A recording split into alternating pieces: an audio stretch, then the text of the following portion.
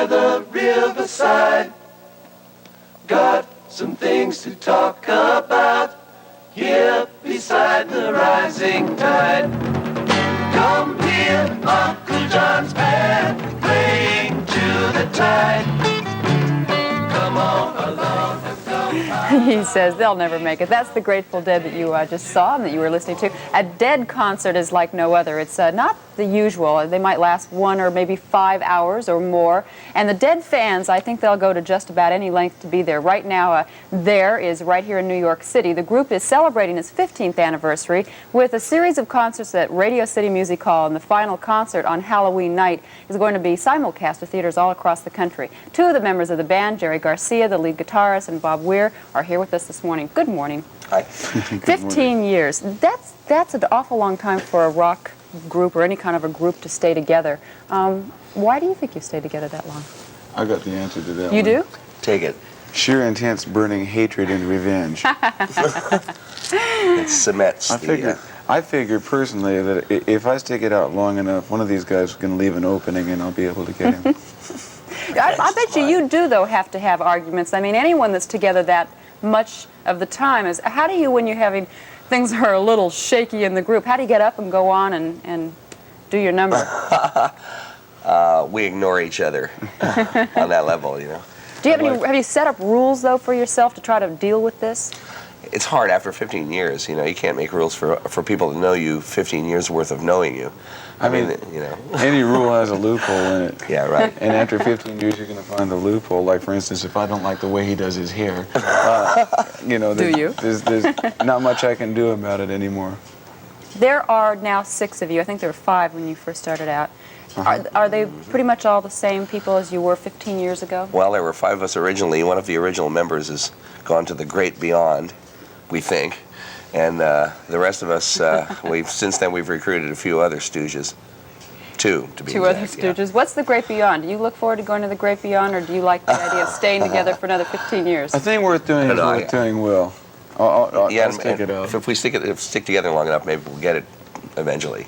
You know, I covered a couple of your concerts as a reporter here in New York, not on the inside where the music was going on, but outside where the hordes and hordes of young kids were trying to break the door down and get in. Your fans are unbelievable.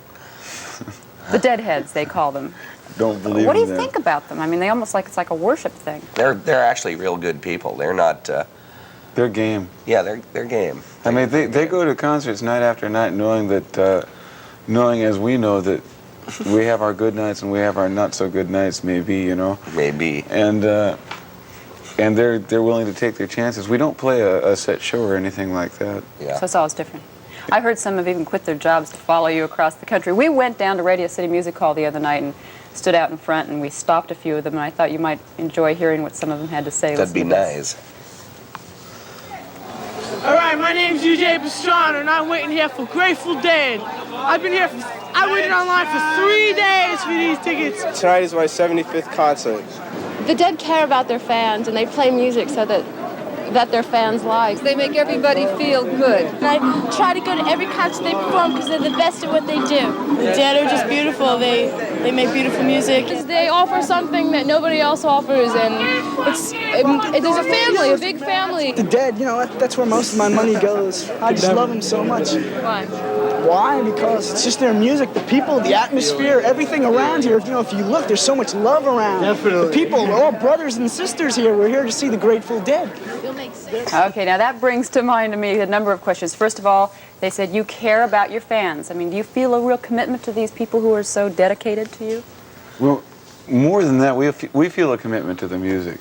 I mean, we chase the music just as hard and as fast as we possibly can. And if we do that well, then they're going to be satisfied, we figure. Good reasoning. How do it's you hard deal not with to them? like I mean, people who like you. Yeah, here are these young people that, I mean, he says, I spend all my money on going to these concerts. So do we. You know, I mean, it costs us as much to work almost as we make working, and it's the same. You know, I mean, our commitment is like theirs. It's the same. We're the same sort of people as them, really. It keeps us going. Keeps us off the streets. Keeps us out of trouble. You know, one thing I noticed is that crime.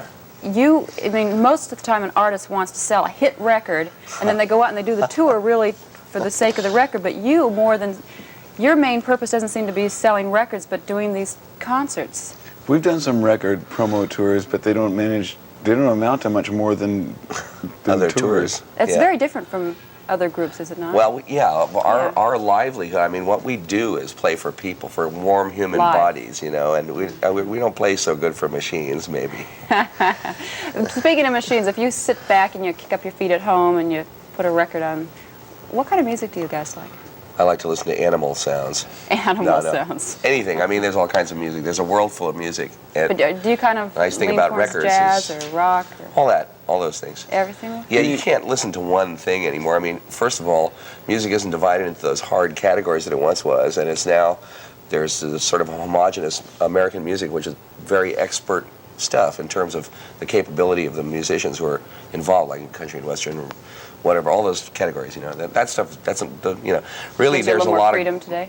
Yeah, and there's also a certain amount of historical perspective that you can look down musically from this point of view, as long as the phonograph record's been in existence, you know, since you can look back to the 20s and hear what people were playing like, and there's a lot to be discovered in all that. Okay, it's been nice meeting both of you because we're almost out of time here, so I have to say goodbye. We'll listen for your simulcast on Halloween.